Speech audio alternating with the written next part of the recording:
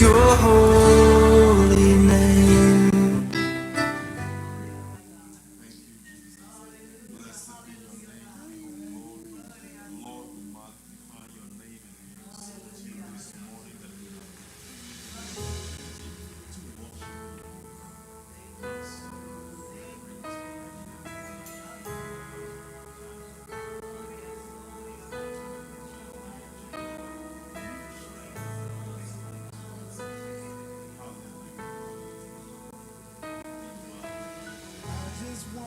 Speak the name of Jesus over every heart and every mind, 'cause I know there is peace within your presence. I speak Jesus.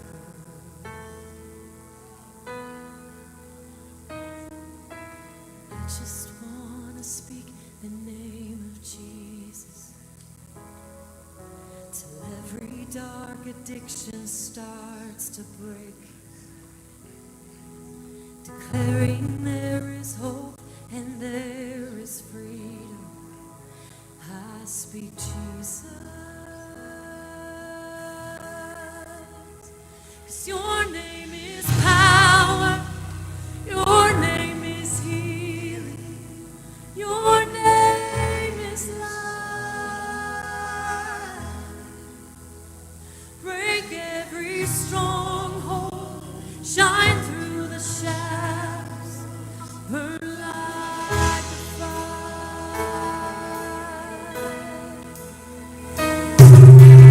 I just want to speak the name of Jesus over fear and all anxiety, to every soul held captive by depression. I speak Jesus. Your name is power, your name is healing, your name is life. Yes, it is, God. Break every stronghold, shine through the shadows, burn like a fire. 'Cause your name is above every name. Your name is healing. Yes, it is. Your name is life. I know you can break every stronghold. Shine through the shadows, burn like a fire. Shout Jesus from the mountains, and Jesus in the streets, Jesus in the darkness over every enemy, Jesus for my family. I speak the holy name, Jesus. Oh, shout Jesus from the mountains, and Jesus in the streets, Jesus in the darkness over every end, Jesus for my family. I speak the holy name, Jesus.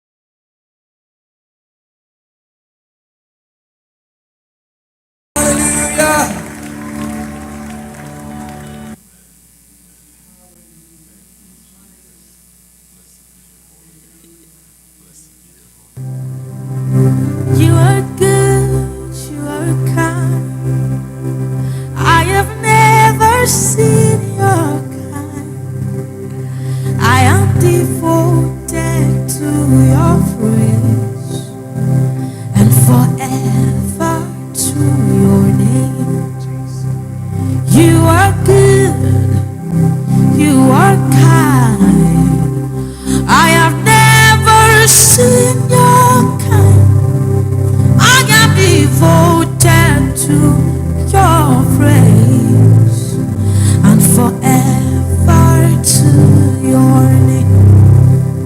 You're my king, you're my life. You make everything alright. I am devoted, I am your praise And forever to your name. You're my king. You're my king. You're my You make everything alright. We're devoted to your and forever to your name. Let's see one more time. You're my king. You're my life. You make everything alright. I'm devoted to your praise and forever to your name. You're my king. You're my love. You're my life. I'll never see your God. I'm Devoted to your praise and forever to your name. You are good. You are kind. I have never seen your kind. I'm devoted to To your praise, Lord. and forever to You are good. you are good. You are kind. I have never seen your kind. I'm devoted to your And forever to your name. You are good.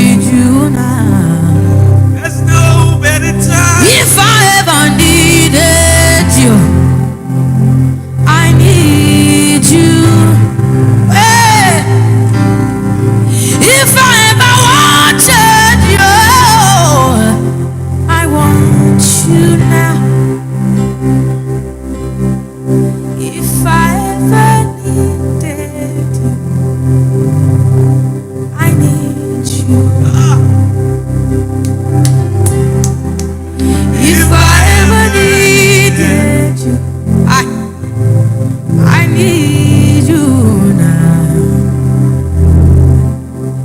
If I ever needed, I need you now. If I ever need,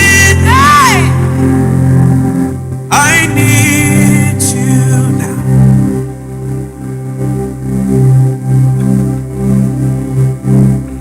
If I ever need you,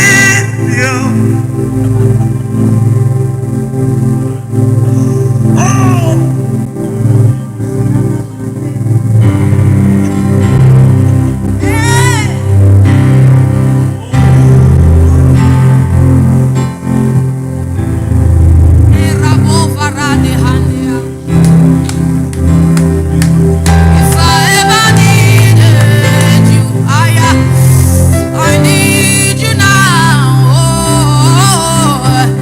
If I ever needed you, I need you.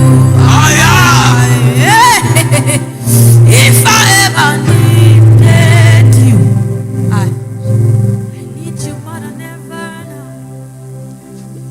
My everything to me.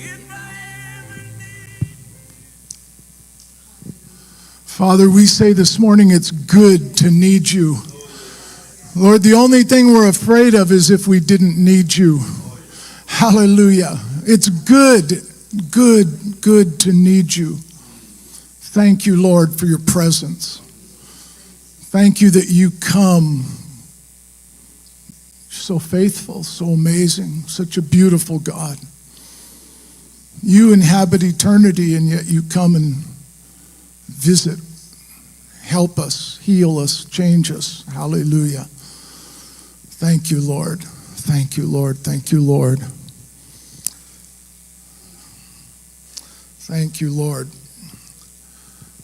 Well, I am super happy today, and there's nothing you can do about it.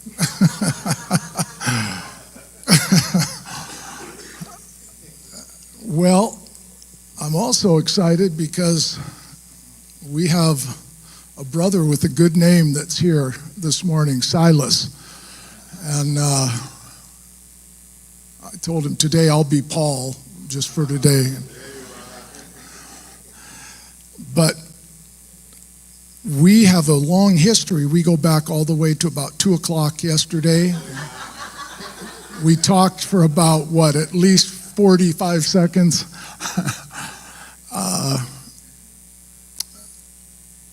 You guys know I love Kenya. So, Silas, come and give us your heart. I told Silas he had total freedom. If he says anything really, really bad, I told him I'd clean up later. But no, I felt his heart, his spirit. I already feel a bond with this brother, and so I'm really excited. So just give us what's in your heart, and God bless you. Thank you, Jamie. Let's give him a hand. Amen. Praise the Lord. Praise the Lord. There you are. Once more, praise the Lord. Oh, yeah, that's more like it. Thank you very much for having me. And this is quite a risk because you are entrusting me with your pulpit. You know, it's the responsibility of the priest to guard and to take care of the pulpit for God's glory. But that is very humbling. And I don't even know where they are, but in about 5 minutes, and we'll totally keep listening, but in about 5 minutes, could somebody pass the offering? We want to be a blessing, and we'll add to it, but we'll take an offering here in a few minutes, but you can just preach right through the offering. So be really good in the first few minutes.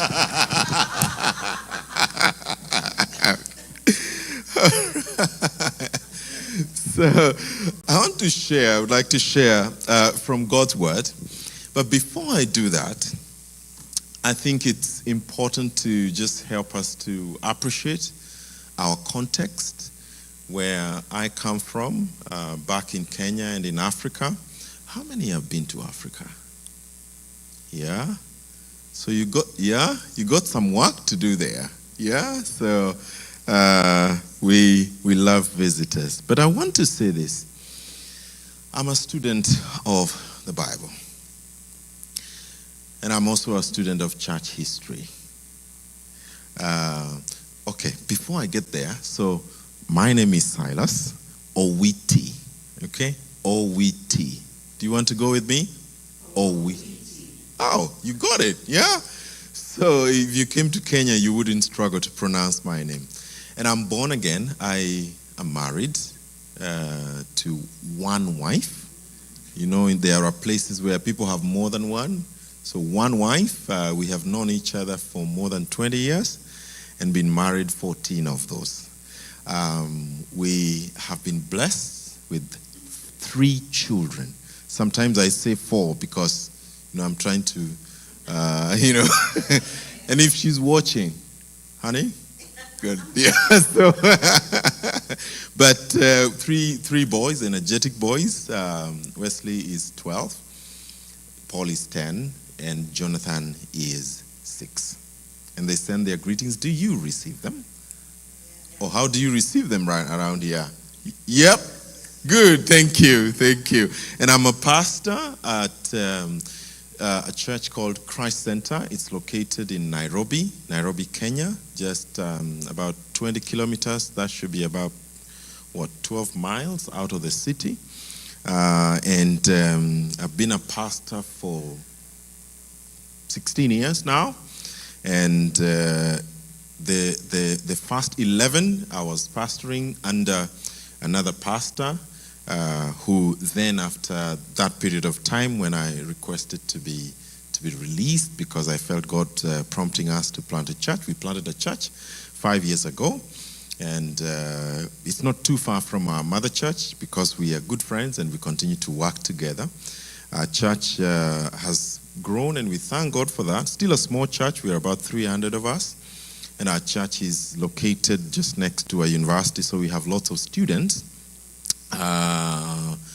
because we run student programs and outreach among the university students. So we have lots of them, and we continue to disciple them. I'm passionate, together with my wife, on discipling and raising people in the things of God, and especially in the family. Because when the family is strong, the church is strong, the society is strong. So we begin there. But I wanted to say that having been a student of the Bible and church history, I am extremely grateful, and we are, for the Western church. So that would include parts of Europe and the North America, for the ministry and the missions that the church in North America have done over the years and over the centuries. You will remember that right from late 1700s into 1800s and into 1900s, the church in North America did lots of work in the global south. And we are extremely grateful for the mission efforts that we are reaping those fruits to date. I am a product, and all of us, really the whole church in Africa is a product of the missionary efforts that came from here, especially Pentecostalism. Pentecostalism, I think, was a gift from America and Canada to Africa. And it's done wonders. And I identify as a Pentecostal, in actual fact, a charismatic, because I believe in the power and the operations of the Holy Spirit. I hope I'm in safe. Yeah. Are we together? Yeah. Yeah, because there are places you go and when you say that, it's dangerous, you see? So the second thing I'd like to say is observing how that flow has been going. And I got to learn that Dr. Susan is a teacher of church history. So that's exciting, all right? I put it in. There you are. Oh, there you are. Good. The epicenter of world missions has been shifting slowly by slowly. And I'm persuaded that the epicenter now would be somewhere in Africa. I think the church is growing fastest in Africa and Asia, those two places. And when you look at Europe and North America, something else is happening. And we are persuaded, and I'm some of those who are very persuaded, that the church in the global south ought to reciprocate what the church in the global north did several years ago. That's part of the reason I am here. I was just sharing with some friends there that have been on a mission trip. You see what they used to describe as Paul's missionary journeys? Something like that. Began with Canada and now going through the United States, several places, and then back to Africa. But the challenge is this. Please hear this one. They say, and this is a sad thing for me to say, they say that the church in Africa is 1 mile wide, but 1 inch deep. Did you hear that? 1 mile wide, but 1 inch deep. So as we celebrate the width of the church, we are also trusting God and praying and working hard that we ensure the church is deep, is deeply rooted. When Christ says, the teachings, or teach them the things that I gave unto you, so that we teach in depth and ground the Christians in Africa. Myself and my wife, we are very passionate on discipleship, so that we ground people in faithful Bible teaching, in doctrinal soundness, and seeing the fruit of the Holy Spirit. The beauty of the charismatic movement is that we have the gifts of the Holy Spirit. But when you have the gifts of the Holy Spirit, we also need to see the fruit of the Holy Spirit, so that we are not only focusing on one. So sometimes we are very good at the fruit, at the gift, but not the fruit. And so our mission, as we exercise the God-given mandate, is to ensure that we are deep in God's word. And because of that, we have started a journey of training and teaching our church members there a lot of Bible. In fact, that's a distinctive of our church. We are big on sound teaching. Because when sound teaching meets with the power of the Holy Spirit, oh man, you won't believe what will happen. The problem is when you only have one. You need to have both. Now that's a powerful ingredient for transformation and revival anywhere in the world. Praise the Lord. So we continue to do that by God's grace. We know that it's not easy because resources is always a challenge. We recently, as I was sharing, went to Ethiopia. And by faith, we, as the leadership, decided we are going to challenge this congregation. However young, we may not have all the money to do all this. So we were raising funds and doing all that. And we took about 20 young people to Ethiopia. And what God did through that team is marvelous. We can talk about that another day. But one distinctive aspect of that mission, it was a mission by faith. We didn't have all the money, but we said, let's go. When we get there, God will sort us back. And when we got there, in actual fact, God sent people to donate and to contribute towards that.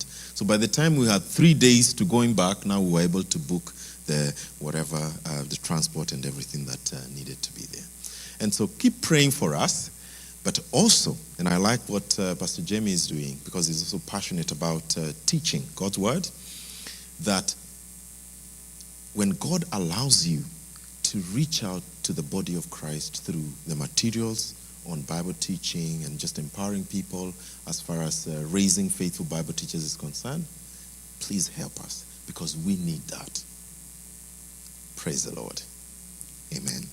Good. So let's go right into God's word. And we are going to share today on this subject, God's visitation. God's visitation. Is this a new one?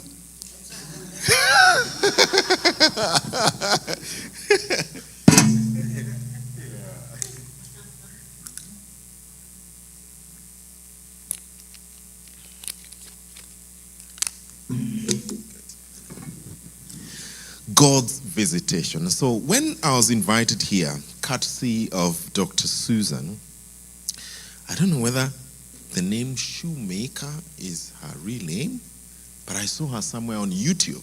So I'm going to call her Susan Shoemaker, right? Is that her real name? Oh, there you are. Okay. If it's your real name, it's very interesting, yeah? So thank you very much for trusting me and to allowing me and my brother Benson to fellowship with you today. And so when I was invited, straight away, God put in my spirit to share on this subject, God's visitation. And God's visitation is simply God coming down in his splendor, in his majesty, to visit and to minister to his people here on earth. He comes in the form of his one and only Son, Jesus Christ. But he also comes through the power and the presence of the Holy Spirit. And when we pray, friends, God hears prayer. That I know. I've seen in my life. I've seen in our church. I've seen it. God answers prayer. And when he answers prayer, extraordinary things happen. Now, the early church knew the secret of inviting God's presence through prayer. And they did that all too well. What is prayer? Prayer is a solemn request for help or intervention, expressing thanks to God, and also requesting him to do that which we desire or he desires. Now, there's a story that I have that I love very much. It's a testimony of what happened several years ago in the U.S. In the summer of 1806, Williams College, if you're familiar with that, it's located in Massachusetts, so Williams College. There were some students there, and one of them was called Samuel Mills, James Richards, Francis LeBron Robbins, Harvey Loomis, and Brian Green. So they met in a grove of trees near the Hoosic River. Now, in what was known as Sloan's Meadow. So they discussed the theology of missionary service. Their meeting, however, was interrupted by a thunderstorm. And the students took shelter under a haystack until the sky cleared. Now, the brevity of the shower, or the rainfall, was strange because of the place of refuge that they had and the peculiarity of the topic that they were discussing, which was prayer. It begins to rain, you take refuge or shelter, and you're talking about prayer. So what happened is that these conversations that they were having on prayer took hold of their imaginations. And they continued to pursue that conversation. They continued to meet at the haystack and prayed fervently for souls in the Asian continent. A mission agency was formed out of these prayer meetings that these friends had. And within a few years, they were already sending hundreds of missionaries across the world. If you're familiar with church history, the Haystack Fellowship is a memorable fellowship. Through that, God has done wonders throughout Asia and other parts of the world. This is the power of prayer. And sometimes, like in their case, God had to orchestrate that there will be some showers, that they would need to take refuge, You know, when you take refuge from the rain, there's nowhere you're going until it stops raining. So in some way, you are a captive audience with the people that you are with. So whether they like what you're going to say, they can't go away. So God had to work it out in such a way that they were going to stick together and to talk, and what God wanted them to birth had to come from that conversation. And today Asia is being evangelized. When the 120 people gathered in the upper room, they were praying. And the Bible has a very interesting description about their prayer, about their unity of purpose in the Spirit, about everything that was going on there. And then, boom, the Holy Spirit descended. And that completely changed the course of history. Completely changed the course of history. People passionate about God get together, and all of them are addressing themselves to one God. God has no option but to respond. And he responded in a powerful way. The Holy Spirit descends. And then they start speaking in tongues, and the people around them are wondering, hey, he's speaking Italian, he's speaking Spanish, but they don't come from our country. Why? The Holy Spirit. When Paul and Silas, they were in prison. Now, what do people do in prison? I've not been to prison, but I would imagine when you're in prison, you're lamenting. Oh God, when am I coming out of this place? Oh God, that was unfair. Oh God, I wish I didn't do that. Now, they were not doing the things people do in prison. The Bible says they were worshiping and praying. When they were worshiping and praying, what started to happen? The chains broke loose.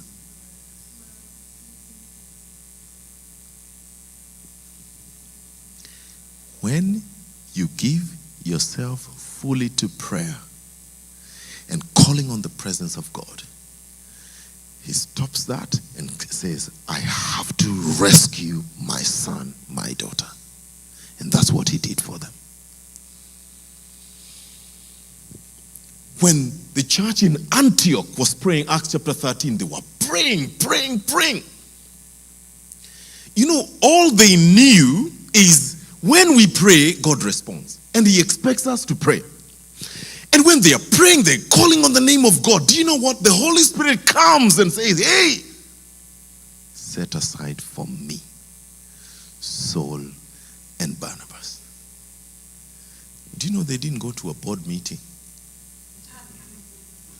I say, now who can we send to Asia? Who can we send to Africa?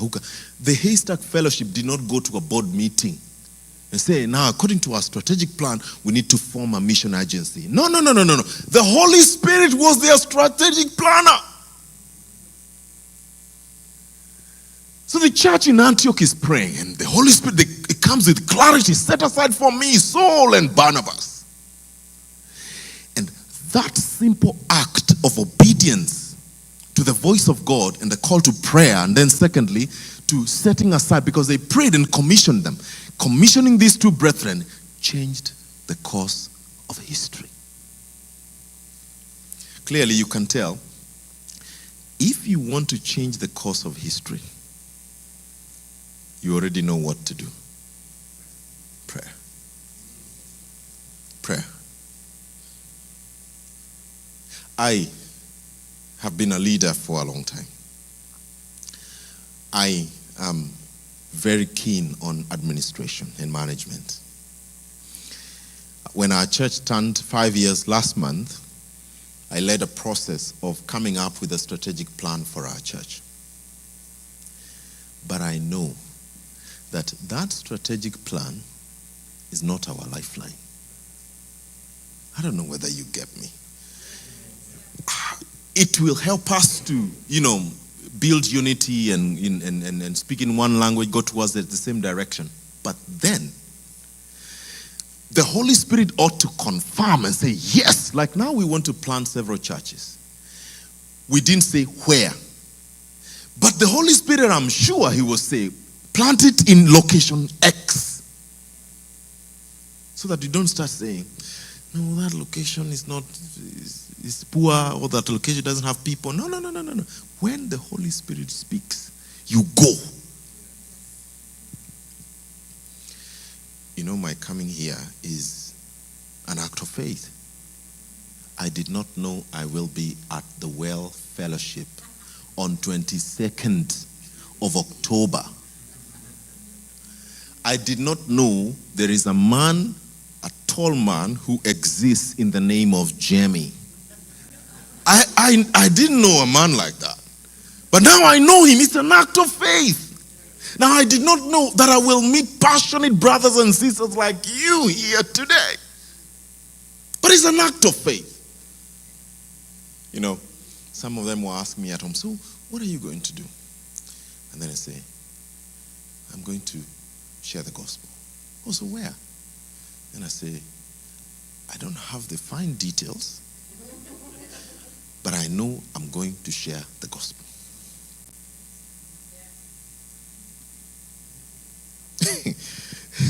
You know, even when you do strategic decisions, you have to leave space for the Holy Ghost. Because when you make it too tight, you lock him out. Now I'm imagining if it was so tight, I would have missed the fellowship with these people. Oh man. Anyway, sometimes I get too excited. So I want us to read Acts chapter 12. Acts chapter 12, the Bible says. So this is verse 5. Story of Peter in prison. Acts 12, verse 5, and we'll read to 11. Acts 12, 5, 11. So Peter was kept in prison. But the church was praying earnestly to God for him. The night before Herod was to bring him to trial, Peter was sleeping between two soldiers, bound with 2 chains, and sentries stood guard at the entrance. Suddenly, an angel of the Lord appeared, and light shone in the cell. He struck Peter on the side and woke him up. Quick, get up, he said. And the chains fell off Peter's wrist. Verse 8. Then the angel said to him, put on your clothes and sandals. And Peter did so. Wrap your cloak around you and follow me. The angel told him. Peter followed him out of the prison, but he had no idea that what the angel was doing was really happening. He thought he was seeing a dream, a vision. They passed the first gate, and the second guards came to the iron. So they passed the first and the second guards and came to the iron gate leading to the city. It opened for him by itself, and they went through it. And when they had walked the length of one street, suddenly the angel left him. Then Peter came to himself and said, now I know without a doubt that the Lord had sent his angel and rescued me from Herod's clutches, from everything the Jewish people were anticipating. Praise the Lord. Peter was in prison because of the gospel. Peter wanted to be a testimony and a witness for Jesus Christ in his generation. And because of that, he was put in prison. And then, look at what part 2 of verse 5 says.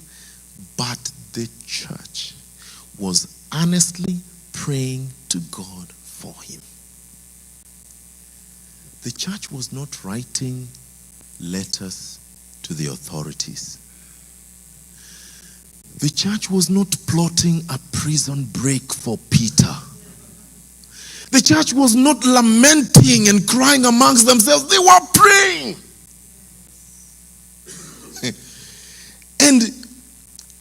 And so, and here is interesting because it says, the night before Herod was to bring him to trial. You know, sometimes I ask God, why do you wait for last minute? Why? I mean, I'm sure he was there for a few days, but why is God waiting for the night before the trial? There are many instances in the Bible where it's just in the nick of time. So I find that interesting, but that's discussion for another day. So Peter was sleeping. Peter was sleeping between two soldiers, bound with two chains. I mean, if it was about being secured as a prisoner, this guy was secured. Oh man, you could not run away from this one.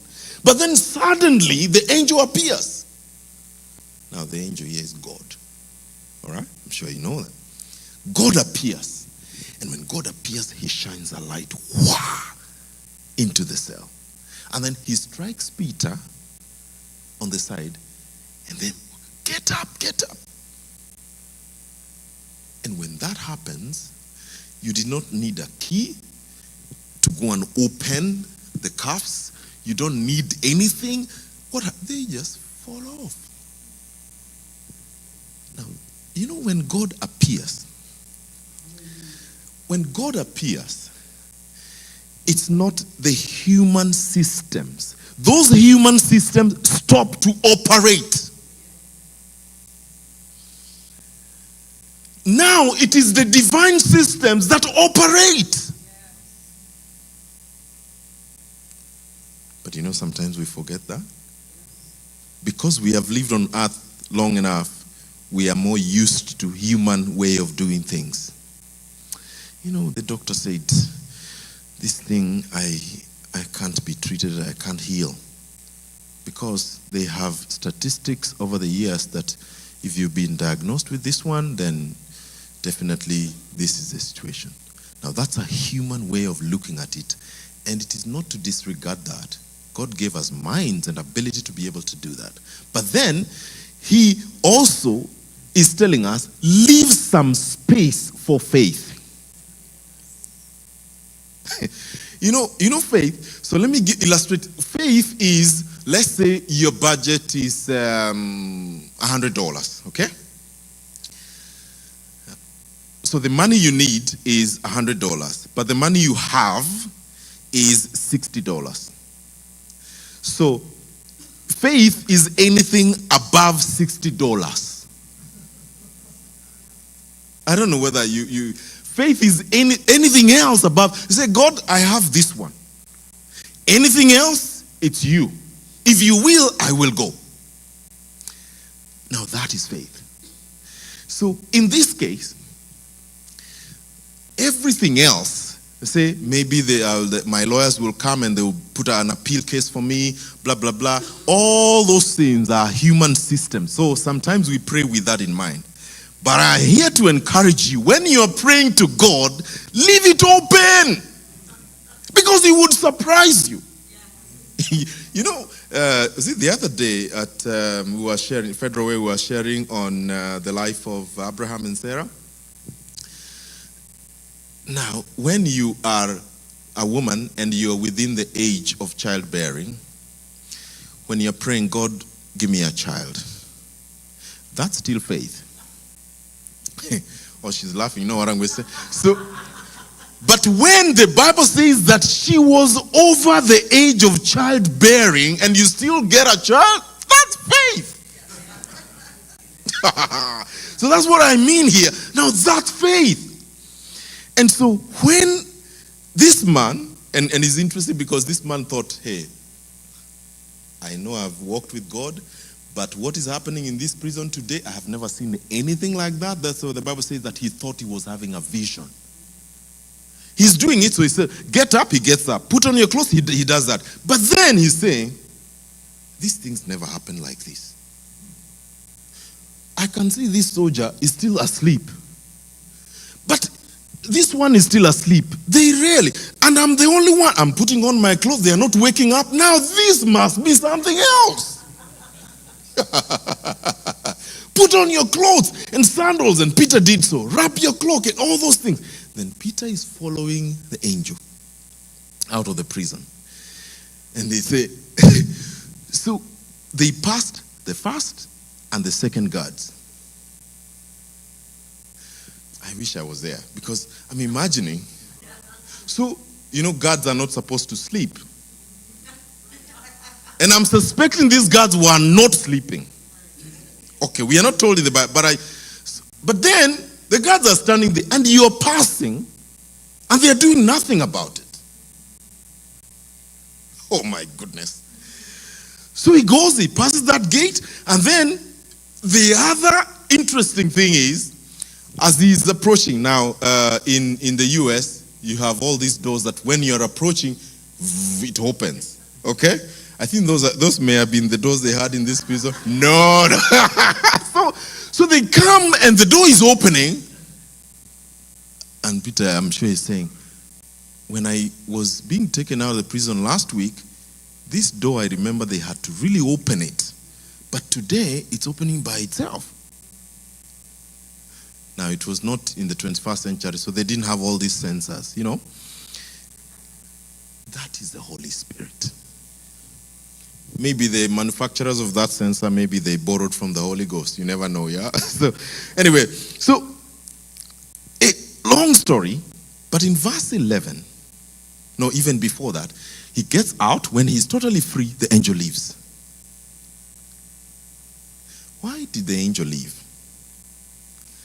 Because the way God has designed things, he expects us to be the ones operating in the terrestrial arena.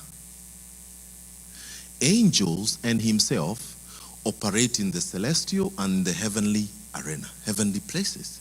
But we are the ones who live here. So after he's done his assignment, he says, Peter, go on, I'm off. Oh man. Then Peter came to himself and said, now I know without a doubt. Were you doubting before? I thought you were the great man of God. But it's Peter that said, now I know without a doubt that God. So Peter, you the way you're prayerful, you still have some doubt? No, some of us still do. Sometimes I also go through that. I'm praying, but I'm praying with, I say, God, are you sure? And he surprises us when we fully surrender. And I pray that God will encourage us as a church and as individuals. Because this journey of faith, as I was sharing the other day, God gives you one confirmation, and then you take that step, and then he gives you the next confirmation, you take the other step, to build your faith, for you to know that I'm not in this walk alone. God is with me. Praise his name. And that's the encouragement that we have. Because that time, the church was facing fierce persecution. Everything was going against the church. The authorities and the emperor, they were going against the church. That's why they were being put into prison. But how they responded was through earnest, faithful prayer of a righteous man. And God did miracles. This is only one of them. There are so many that are captured in the Bible, but this is just one of them. And when that happens, you surely believe that there is a God. And I'm here to encourage you, brothers and sisters. Your history as America is rich. In fact, I think that there is recognition of God even in your constitution. But sometimes, I'm sure you look at what's happening around you and you're asking God, are you still here? God is here. God is here. And he's calling us to be on our knees for our nation. Sometimes my heart bleeds to observe some of the social trends that we see. But I'm persuaded that there is a remnant in the United States of America. And it is that remnant, like these people who are praying, it is that remnant that God will use to engineer his miracles in this part of the world. We see miracles. God is moving mightily throughout the world. Just came from Canada last year. I was in Canada again, and what we went to do in Canada is to pray. Our slogan is praying on site with insight. When you are on site, the things you get to know will not be the same things you will know when you are off site. You see, somebody who's not been to the well would never know that there are passionate brothers and sisters like you in this part of the United States. But because I am here, I know that there are people who love God, who within less than 24 hours, they were invited to come, not to come and dance and to eat and to enjoy themselves, but for the word of God. And they said, I am coming. Now, you don't find that everywhere. There are people like that. So we went to Canada and we were praying for revival and for God to do his work. And he did. So this time when we went back, October, we were going to give thanks for a church that was planted in a part of Ontario called St. Charles. Now that part has a lot of Catholic influence. It's gotten into the system and it's very difficult even for the authorities. They don't allow you to pray. They don't allow you to meet. Now this time, God did a miracle and a church was planted in an ice ring, like ice hockey. So it's a big arena. And God engineered for the authorities to allow for a church to meet there and to be planted there. Now we fellowshiped there, was it last Sunday? No, the other Sunday I was there. And those brethren are prayerful. In an ice hockey ring, where people come to do social stuff, and sometimes they don't go to church, they go to ice hockey. But a church has been, only God can do that. And it is out of prayer. And that's the encouragement, brothers and sisters. Let's pray. Some people might say it's difficult to plant churches in the US. But when you get to your knees and pray, oh my, you will see it. And I'm happy because this is a charismatic church. And it is the power of the Holy Spirit that will cause those things to happen. It's not following tradition. It's not following all those good things that we do over time. And something else I've learned as a student of church history, it takes about 50 to 70 years for a newly planted, passionate church to move towards following tradition. There was a time I was living in the United Kingdom.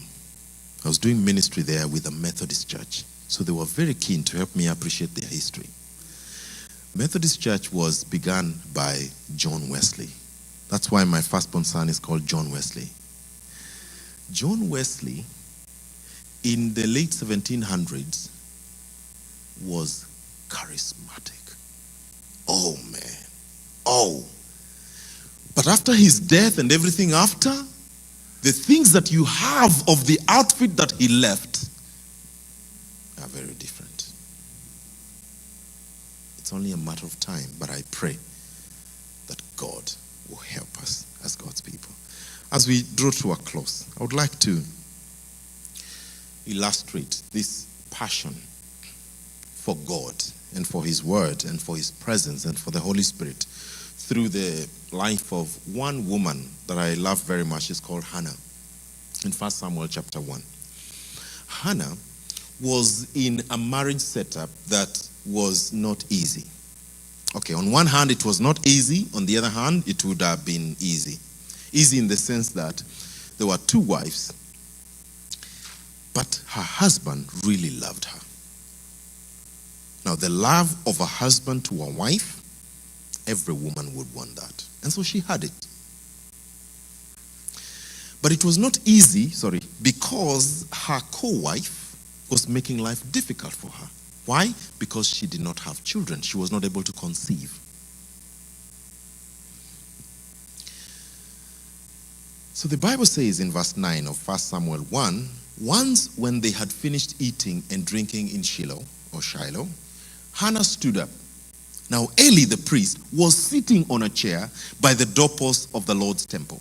In bitterness of soul, Hannah wept much and prayed to God. And she made a vow saying, "Oh Lord, if you will only look upon your servant's misery and remember me and not forget your servant, but give me a son, I will give him to the Lord for all the days of his life, and no razor will ever be used on his head."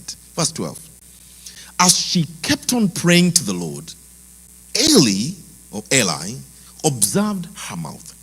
Hannah was praying in her heart, and her lips were moving, but her voice was not heard. Eli thought she was drunk and said to her, "How long will you keep on getting drunk? Get rid of your wine." "Not so, my lord." Hannah replied, "I am a woman who is deeply troubled. I have not been drinking wine or beer. I was pouring out my soul to the Lord. Do not take your servant for a wicked woman. I have been praying here out of my great anguish and grief." I love the story of Hannah because Hannah, unlike her husband, knew very well that her identity, her source of life, is not in any human being.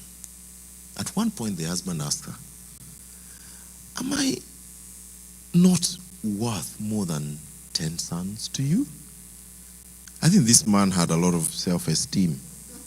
I mean, he has very high self-confidence. How do you ask a woman that? Am I not, worth more than 10 sons to you? I mean, he's saying, when you have me as your, what else do you need? I can do anything for you. But there was something that was missing in Hannah's heart.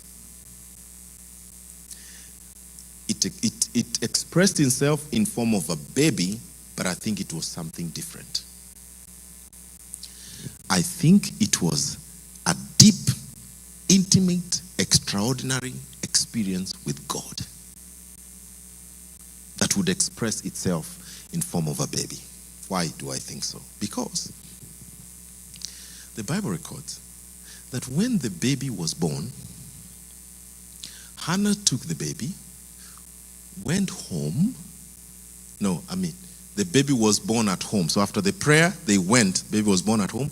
Then after the baby was weaned, Hannah took the baby and brought him to the temple. So he lived in the temple immediately after he got weaned. In fact, here she says, "I will give him fully to you." Now, if you really need a baby, or say you need a car, and then you get the car, and then you say, "Oh, this car, I'm going to give it. It is going to stay there." So then I ask, did you really need a car? That's why I'm persuaded that Hannah just needed an assurance from God that God was with her. And so she prayed. And when she's praying, the pastor, they're called priests, but for our purpose, let's call him pastor. So pastor is not praying. Pastor is seated at the door. The woman is praying at the altar. And then this pastor is making life difficult for the woman who is praying. I think some pastors need some spanking. You say, "Hannah, are you drunk? No, the way I'm seeing you, it looks like you did something this morning." And Hannah says, "No, pastor, I'm not drunk. I'm just pouring out my heart to the Lord." Now, let me tell you something. The Bible says that do not be drunk with wine, but be ye filled of the Holy Spirit. That's what was going on here. The pastor is thinking this is a case of drunkenness. But Hannah knows, I'm so consumed by the Holy Spirit that nobody else can know what is going on. My mouth is moving, and even human beings that have been called by God, like Pastor Eli, can't tell that this is the Spirit. People will misunderstand you. Because the same thing that wine does is the same thing that the Holy Spirit does. I don't take wine, I don't take alcohol, but I can tell that those who take it, when they do, some alteration happens. So if you see it as one, now you see it as two. If you would walk like this, now you would walk like this. So some alteration of the system happens. Now that is the same thing the Holy Spirit does. When he comes upon you, you are speaking in English only or Spanish, but now you can speak 10 languages.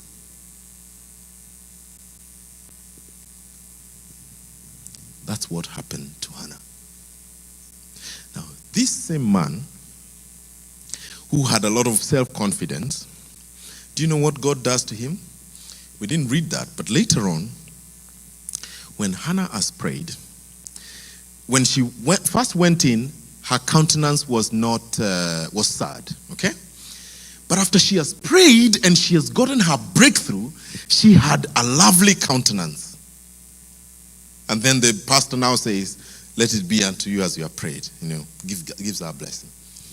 And then Hannah goes home. So my question is, why was Hannah happy? Because she knew deep down her heart that I already have a baby. She's in the church, but she's leaving the church because she already has a baby. God did something in the spiritual before it manifested in the physical. And so Hannah goes home, and the Bible says, Eli made love to her, and she conceived. So who gave the baby? Is it God or is it Eli? If I was Elkanah, sorry. If I was Elkanah's friend, I would tell him, my friend, please know from today, babies don't come from you, they come from God. You are only fulfilling all righteousness. Because now God wouldn't come. If he was to come again, like he came in the case of Mary the Virgin, then it would cause a lot of uproar again. Now we don't want that, okay? So we are going to use you, Elkanah, to do your acts of righteousness, and then we see the manifestation of God's visitation. But where was the battle won? Prayer. Hey, friends, I think time is over. And the summary of what we are saying today is that God's visitation is invoked or brought about by our fervent and sincere prayer. The prayer of a righteous man avails much. It does extraordinary things. Elijah was a man like you and I, a man with like passions like you and I. Yet he prayed that it would not rain, and it did not for 3.5 years. So a man who is human like Elijah can pray and extraordinary things happen. And he says the prayer of a righteous man avails much. Why are miracles and God's visitation not being seen in the church today? I'm sure you know the answer. Prayer. Fervent, sincere prayer. I pray that our lives will never be the same again, especially in the area of prayer. The church should always and must always respond through prayer. And when the church prays, extraordinary things happen. And it could be things in the business world, it could be things in the political world, it could be things in the church world, everywhere. We have a responsibility to pray. We have a responsibility to stand in the gap, brothers and sisters. Pray when you feel like praying. Praying when you don't feel like praying. Pray when there is doubt. Do you know what happened to Peter and the guys who were meeting in that lady's house in Jerusalem? When they were praying, God released Peter. Peter straight away goes to the house. This lady, I think she was called Rhoda, comes and opens the door, and she's so excited. She goes back into the house and tells them, hey, Peter is here. Do you know what they tell her? You're out of your mind.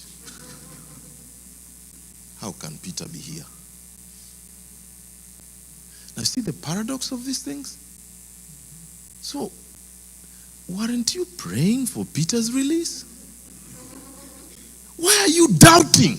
You know, sometimes we doubt the power of prayer.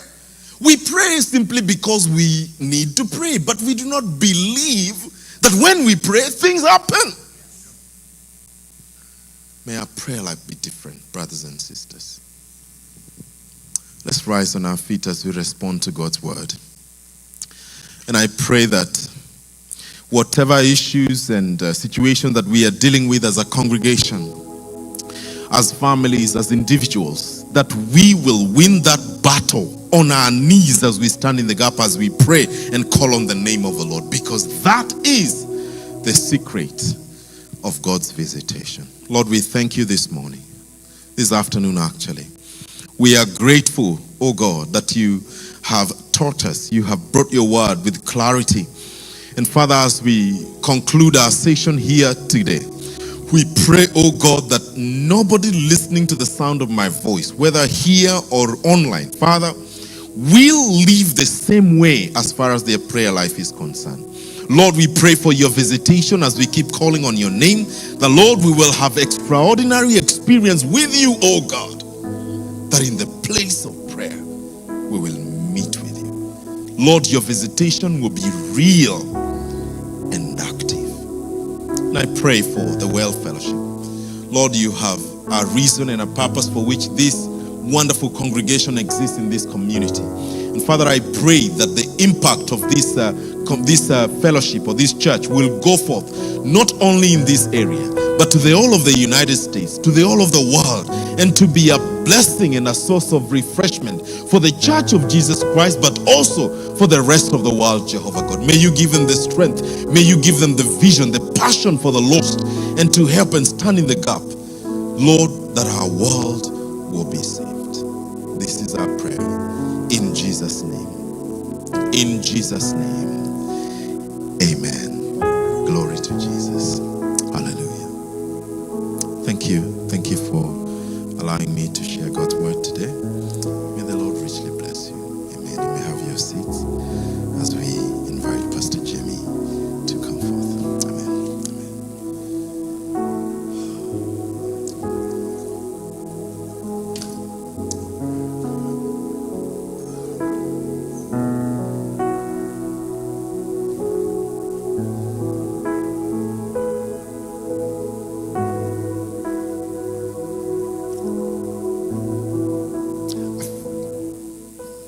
I think we feel the call of God's Spirit.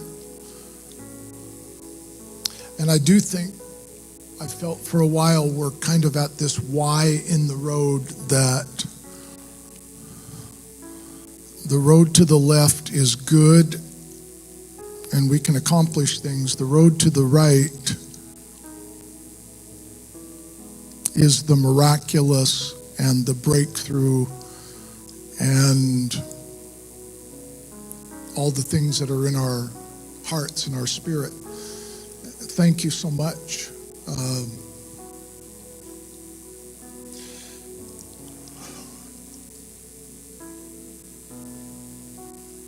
Father, we've heard your word today and we respond right now.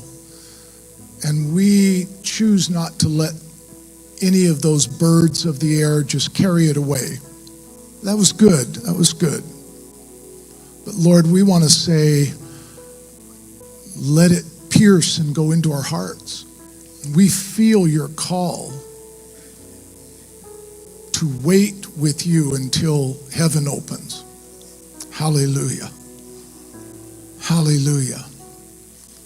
Hallelujah. Thank you, Lord. Thank you for your word. Thank you for beautiful brothers and sisters all around this world that are listening. They're hearing.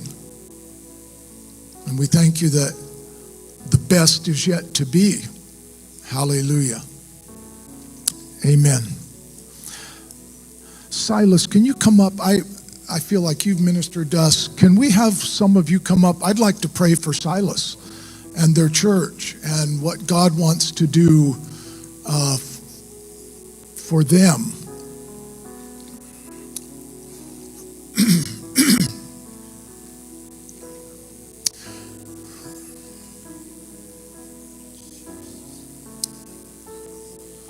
Father, I thank you for Silas. I thank you that he opened his heart. We don't know his whole story, but we know it's a story.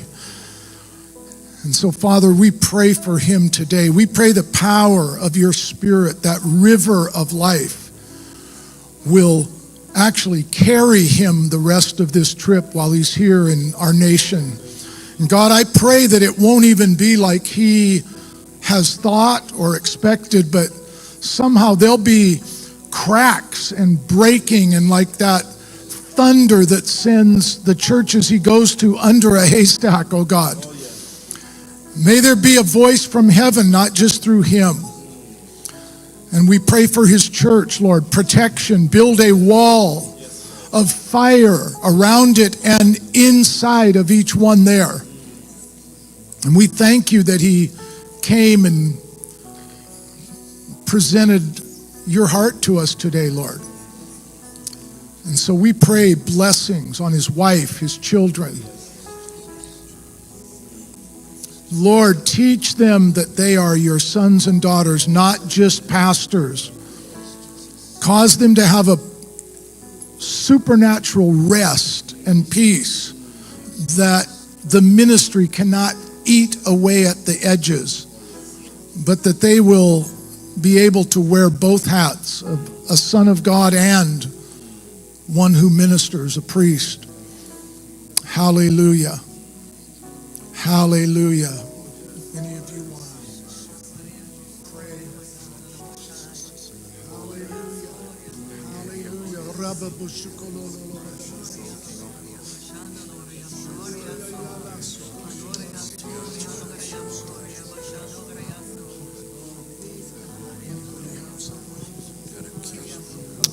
Hallelujah, Lord Jesus. I just thank you, oh God, that you're his shepherd, Lord Jesus. Lord, that you have reached out, Lord Jesus, to guide him and to show him the way, Lord Jesus. I ask, oh God, that you continue, Lord Jesus, to guide him, Lord, to the next pastures, Lord Jesus. Lord, and when he gets off the trail, Lord Jesus, use that shepherd's hook crock to steer him, Lord Jesus, back onto it, Lord. Keep him safe, Lord Jesus. Feed him full, Lord Jesus. Hallelujah, Lord. I just ask, oh God, that you just make him more precise, Lord Jesus. That your perfect will, Lord, would be clear to him, Lord Jesus. And that he would be able to express that, Lord, to your people, Lord Jesus, as he goes from pasture to pasture, Lord Jesus. Yes, oh God, just lead him and guide him, Lord Jesus. Fill his soul, Lord Jesus, with your word, Lord Jesus, with that respect and that hunger, Lord Jesus, to know more, to be revelated by the Holy Spirit. Yes, Jesus, to be shown, Lord, truths that he hasn't seen before, Lord Jesus, an understanding of your word, Lord Jesus, that he has not seen before, Lord Jesus. Give him boldness, Lord, to step forward in that, Lord Jesus. Yes, oh God. Yes, Jesus. Do that work in him, Lord. Thank you, Jesus.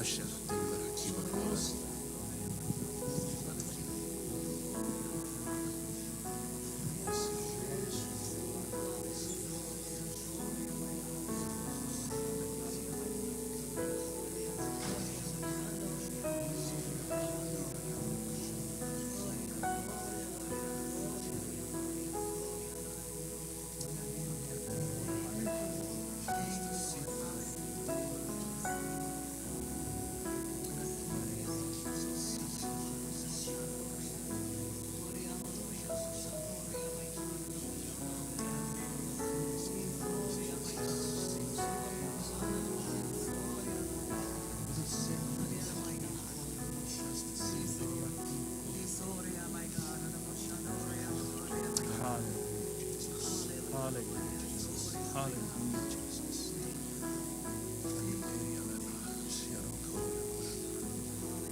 The Lord would say to you, you have had a deep hunger, and you have asked me for more and more and deeper. And you have allowed your eyes to look and see needs, gaps, hurts. But not only am I the God who created this earth and the heavens, but I also create and will create the new heavens and the new earth. And I will come to you and create new hungers. One's deeper than you knew were possible. And as your hunger and thirst expands, so will my abilities in you. And your eyes will match your hunger. And out of that hunger, my word will also expand and become like a new book that you didn't know could be that expansive. And there will be an unrolling and an unfurling and an unfolding where your eyes have been before, but they will now see so much more. And what you see will go into who you are, and then you won't be who you were, but you'll be who you are becoming. Yes. Oh, yes. And you won't have to struggle because my power moves effortlessly. And you will learn to rest even as you do war. If you will trust me, you will marvel at my faithfulness. I am able to separate soul and spirit. And I am able to separate the vision of even a good heart from the vision of heaven. And I will do that for you as you trust me. And you will see the goodness of my heart in the days ahead. Hallelujah. Hallelujah. Hallelujah. Jesus. Hallelujah. Thank you, Lord. Thank you. Thank you, Lord.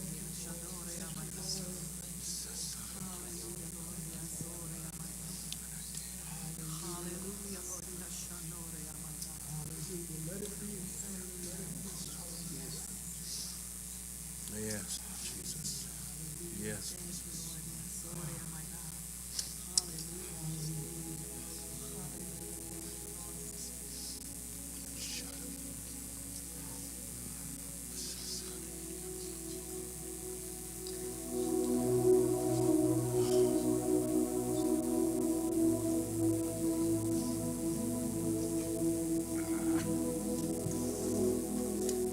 Thank you so much.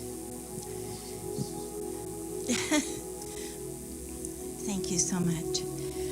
My heart is just so full. I was driving on the freeway coming up, and I just felt like, wow, Tuesday morning, 11 o'clock, we're going to a service. That feels like revival. That feels like revival. And I said, Jesus, thank you so much. I felt like I'm going to the glory cloud. I'm driving to the glory cloud. You know, in the old days, I heard a wonderful old Pentecostal preacher from Scotland say, follow the glory cloud. They followed the cloud by day, the fire by night. But the glory cloud is like the book of Revelation. Follow the Lamb whithersoever he goeth. I just want to say three things. As I came, it was just flooding me, the song and the verse, seek ye first his kingdom, his righteousness. And not just all these things will be answered, but God was saying your prayers, and now you talked on prayer, your prayers will be answered. We are all parents, we have siblings, we have relatives, we have children, we have grandchildren. We carry these people in our hearts. We pray. We live in an evil world. But God says, if you seek my kingdom first, that all these things will be added. And that's our claim.